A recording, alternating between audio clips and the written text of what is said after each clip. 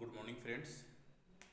Last class में हम लोग जो ड्रग प्रूविंग के बारे में देखे थे कि कैसे पॉइजनिंग मेडिसिन पॉइजनस सब्सटेंसेस का इफ़ेक्ट जो है बार बार हर केस में सेम हुआ करता था, सिमिलर हुआ करता है। और उसके चलते उसी चीज़ को देखकर हैनीमैन ने ये बोला कि जो मेडिसिन हैं वो फिक्स्ड इटर्नल लॉ के तहत सिम्टम्स प्रेजेंट करती हैं। और यही चीज़ एफोरिज्म 110 और 111 में उन्होंने एक्सप्लेन किया। ठीक है, नेक्स्ट एफोरिज्म 112 में हम लोग चल रहे हैं। तो ऑब्वियसली हम लोग अब प्रूविंग को विधिवत शुरू कर चुके हैं। ड्रग प्रूविंग को ऑर्गेनॉन ऑफ मेडिसिन में हैनीमैन साहब ने विधिवत शुरू कर दिया। तो फर्स्ट हम लोग लार्ज डोजेज का बात कर रहे हैं। तो अभी लार्ज डोजेज से ही प्रूविंग की बातें चल रही हैं। लार्ज डोजेज पॉइजनस सब्सटेंसेस से ही प्रूविंग की बातें चल रही हैं। अब हम लोग आ रहे हैं एफोरिज्म 112 में। एफोरिज्म 112 में बोल रहे हैं बेसिकली कि कि जो पुराने प्रिस्क्रिप्शन हुआ करते थे लार्ज डोजेज के साथ, जो मतलब एक्सीडेंट्स हुए हैं, तो वहाँ पे हम देखते हैं कि जो पॉइजनिंग के केसेस थे वहाँ शुरुआत में कुछ सिम्टम्स आते थे और लास्ट में उसके एकदम अपोजिट सिम्टम आता था। तो तो ये बेसिकली आप लोगों को कुछ याद दिला रहा होगा। ये क्या याद दिला रहा है? ये बेसिकली जब हम लोग प्राइमरी एक्शन और सेकेंडरी एक्शन पढ़े थे उसका याद दिला रहा है। सो एफोरिज्म 112 में एफोरिज्म 112 में एफोरिज्म 112 में सेकेंडरी काउंटर एक्शन जो है, ठीक है, सेकेंडरी काउंटर एक्शन जो है उसके बारे में बात किया जा रहा है। उसके बारे में बात किया जा रहा है। यहाँ पे अगर हम देख रहे हैं तो बोल रहे हैं in those older prescriptions of often dangerous effects of medicines ingested in excessively large dosage, we notice certain states that were produced at the commencement. But towards termination of these sad events, which were of an exactly opposite manner to those that first appeared, these symptoms, the very reverse of primary action, under bracket 63, aphorism 63, और proper action को underline कर लीजिए आप लोग, of the medicine on the vital force or the reaction of vital force of the organism, it's secondary action. Aphorism 62 to 67 underline कर लीजिए। Of which however there is seldom hardly ever the least traces from experiments with moderate dosage on healthy provers and from a small dosage none whatsoever. In the homeopathic curative operation, the living organisms reacts from these only so much as is requisite to raise the health again to the normal healthy state. Aphorism 67 clear बात है और इसको बहुत ज़्यादा हम लोग खींचने नहीं जा रहे हैं। ऑलरेडी हम लोग aphorism primary action secondary action को डिटेल में देख चुके हैं कि स्मॉल डोज जब होगा ऑब्वियसली लार्ज डोज देंगे तो उसके बनिस्बत वो ज़्यादा जोर से रिएक्ट करेगा, मोर स्ट्रॉन्गर रिएक्शन होगा। तो ये यहाँ पे लार्ज डोज स्मॉल डोज का बात है, और जब एकदम माइन्यूट डोज करते हैं तो वहाँ हेल्दी बॉडी मात्र इतना ही रिएक्ट करता है कि जस्ट आपको हेल्थ को रिस्टोर कर सके। तो एफोरिज्म 112 जो है यहाँ पे primary action and secondary action का बात हुआ है। और ड्रग प्रूविंग में अगर लार्ज डोज दे रहे हैं तो कैसा सेकेंडरी एक्शन होगा, तो वो वायलेंट सेकेंडरी एक्शन होगा, उसके बारे में बात किया जा रहा है। यहाँ पे नोट कर लीजिएगा कि प्राइमरी एक्शन को प्रोपर एक्शन भी बोला जा रहा है और इसको चीफ इफेक्ट भी बोला गया है सम ट्रांसलेशंस में। सो प्राइमरी एक्शन जो है, प्राइमरी एक्शन ही प्रोपर एक्शन है, प्रोपर एक्शन या चीफ इफेक्ट। बेसिकली ओरली के ट्रांसलेशन में इसको चीफ इफेक्ट बोला गया है, ध्यान रखना चाहिए। एंड कहीं कहीं इसको इनिशियल एक्शन भी बोला है। तो ये सारे इसी के सिनोनिम्स हैं, कोई भी पूछा जा सकता है कॉम्पिटिटिव एग्जाम्स में, बट आप लोग निश्चित रहिए, आप लोगों के यूनिवर्सिटी एग्जाम में सिर्फ प्राइमरी एक्शन ही पूछा जाएगा ऑब्वियसली। तो प्राइमरी एक्शन यहाँ पे लिखा हुआ है और सेकेंडरी एक्शन यहाँ पे लिखा गया है, रिफर किया गया है एफोरिज्म 61 एंड एफोरिज्म 62 to 67 के बारे में। तो प्राइमरी एक्शन इज में वाइटल फोर्स रिसीव करता है एक्शन, और सेकेंडरी एक्शन में वाइटल फोर्स रिएक्ट करता है। तो जितना जोरदार एक्शन उतना जोरदार रिएक्शन, लार्ज डोज होगा तो और ज़्यादा जोरदार रिएक्ट करेगा ऑब्वियसली। सो और तो यही चीज़ है एफोरिज्म 112। इसमें बहुत ज़्यादा हम लोग माथा नहीं लगाने जा रहे हैं। नेक्स्ट आ रहे हैं हम लोग aphorism 63, sorry 113, sorry I am so sorry, aphorism 113। Aphorism 113 में basically narcotic actions, narcotic medicine के प्रूविंग के बारे में पूछा जाता है। ठीक है, ये बाबा बहुत ही महत्वपूर्ण है, इसको आप लोग ध्यान रखिएगा एमसीक्यूज के पर्पज से। 112 primary action secondary action, 113 proving of narcotic medicine. Basically जब नार्कोटिक मेडिसिन का प्रूविंग किया जाता है, नार्कोटिक मेडिसिन का प्रूविंग किया जाता है तो क्या होता है, नार्कोसिस हो जाता है, पेशेंट का जो सेंस है वो सो जाता है, उसको पता ही नहीं चलता है कुछ भी। तो वहाँ पे आप प्राइमरी एक्शन को नहीं समझ सकते हैं, और यहाँ पे आपको सेकेंडरी एक्शन से ही समझना पड़ेगा। सो यही चीज बोला जा रहा है यहाँ पे, यही चीज यहाँ पे बोला जा रहा है।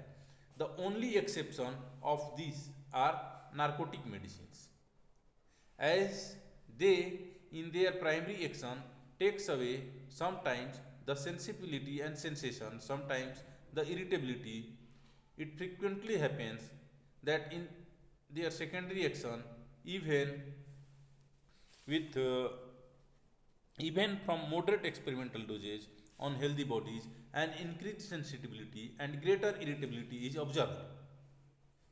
So 113 में ये चीज बोला जा रहा है कि जो नार्कोटिक मेडिसिन हैं उसमें प्राइमरी एक्शन नोट करना डिफिकल्ट है, क्योंकि वो पेशेंट के सेंसिटिविटी और इरिटेबिलिटी वगैरह को लेके चले जाती हैं। तो इस केस में क्या किया जाए, इसका जवाब एफोरिज्म 114 में दिया जा रहा है कि ऐसे केसेज में हम लोगों को नार्कोटिक मेडिसिन के केसेज में हम लोगों के पास कोई ऑप्शन नहीं है। यहाँ पे हमको उसका सेकेंडरी एक्शन ही नोट करना पड़ेगा। सो एफोरिज्म 114 में कहा जा रहा है, with the exception of these narcotic substances in experiments with moderate doses of medicine on healthy bodies we observe only their primary action, that is those symptoms wherein the medicine derange the health of the human being and develops in him a morbid state of longer or shorter duration. So aphorism 113 में बोला जा रहा है narcotic medicine के proving के बारे में कि यहाँ पे प्राइमरी एक्शन नहीं मिल सकते हैं, सेकेंडरी एक्शन नोट करना पड़ेगा। बट उसके अलावा जितना भी मेडिसिन है वो मेडिसिन अगर आप दे रहे हैं तो वहाँ पे पेशेंट का वाइटलिटी डिरेंज होगा मोर और less for longer and shorter duration, तो वो जो डिरेंज होगा उसी को आपको नोट करना होगा। ये एफोरिज्म 114 बोल रहा है। क्लियर? एफोरिज्म 113 में नार्कोटिक मेडिसिन, एफोरिज्म 114 में अदर मेडिसिन के बारे में बात किया जाता है। ध्यान देने वाली बात है कि एफोरिज्म 112 और 113 बहुत ही मतलब महत्वपूर्ण रहे हैं कॉम्पिटिटिव एग्जाम्स के लिए। नेक्स्ट आते हैं हम लोग 114 के बाद एफोरिज्म 115। 115 में फिर एक महत्वपूर्ण बात है, एफोरिज्म 150 यहाँ बात हो रहा है अल्टरनेटिंग एक्शंस के बारे में, अल्टरनेटिंग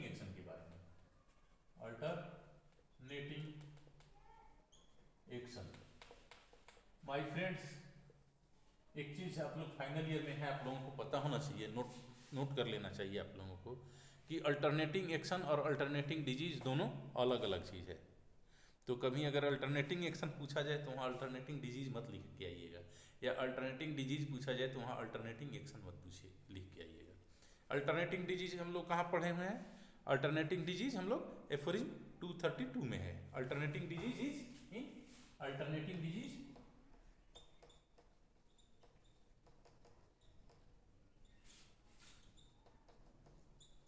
कहाँ है? एफोरिज्म 232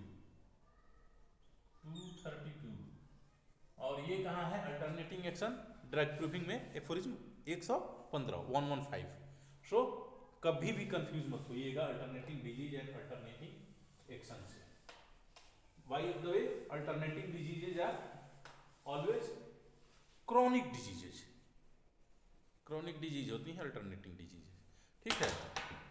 सो अब हम लोग बात कर रहे हैं alternating action of the medicine के।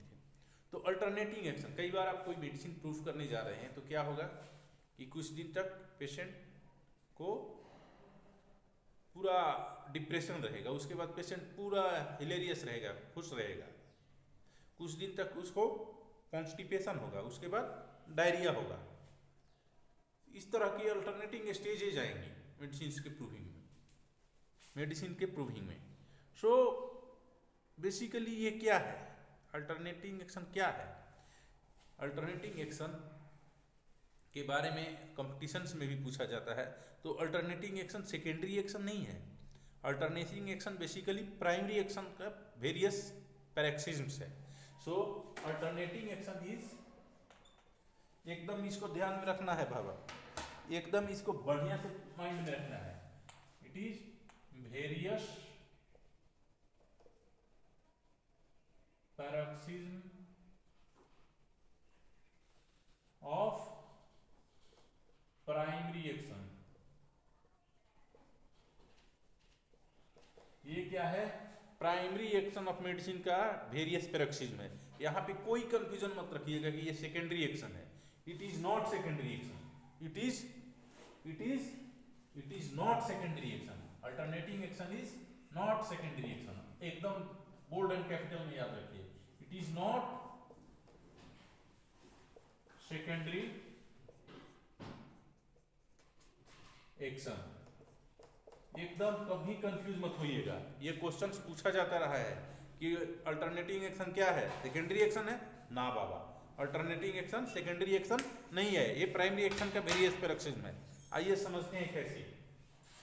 से हमने अगर कोई मेडिसिन दिया, मान लीजिए एलोसोकोट्रिना का प्रूविंग किया या सल्फर का प्रूविंग किया या कोई और मेडिसिन का प्रूविंग किया, तो वो मेडिसिन सिर्फ एक सिम्टम तो नहीं देगा, वो ग्रुप ऑफ सिम्टम्स देगा।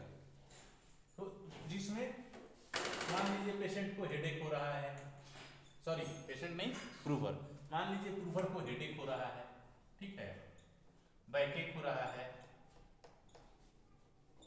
उसके साथ उसको डायरिया हो रहा है।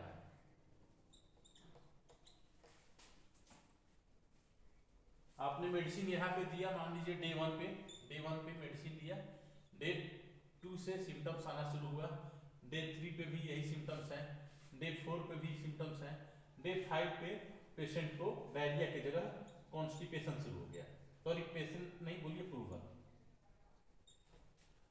इसको हेडेक परसिस्ट कर रहा है, बैकएक परसिस्ट कर रहा है, कॉन्स्टिपेशन डायरिया परसिस्ट कर रहा है, डे 3 पे भी ये सारे परसिस्ट कर रहे हैं।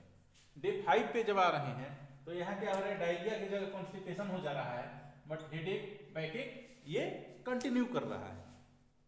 तो ये हेडेक ये बैकएक प्राइमरी एक्शन के हिस्से थे, ये हेडेक ये बैकएक भी प्राइमरी एक्शन का हिस्सा है, ये भी प्राइमरी एक्शन का ही हिस्सा है। और यहाँ पे भी अगर हो रहा है डे 6 पे और कॉन्स्टिपेशन परसिस्ट कर रहा है, तो ये भी प्राइमरी एक्शन का ही हिस्सा है। तो एक साथ प्राइमरी और सेकेंडरी एक्शन दोनों तो नहीं ना हो सकता है, ऑब्वियसली नहीं होगा। सो ये डायरिया और इसके जगह पे ये जो कॉन्स्टिपेशन आया, ये alternating action of the medicine है, और ये प्राइमरी एक्शन का ही प्राइमरी एक्शन ही है और कुछ नहीं है। सो ये एकदम अपने माइंड में होना चाहिए। Alternating action is primary action of the medicine, not secondary action. Alternating action is the various paroxysm of primary action of the medicine. इस चीज को आप लोग देखिए, पढ़िए, समझिए। अगर कोई कंफ्यूजन है तो पूछिएगा। Thank you.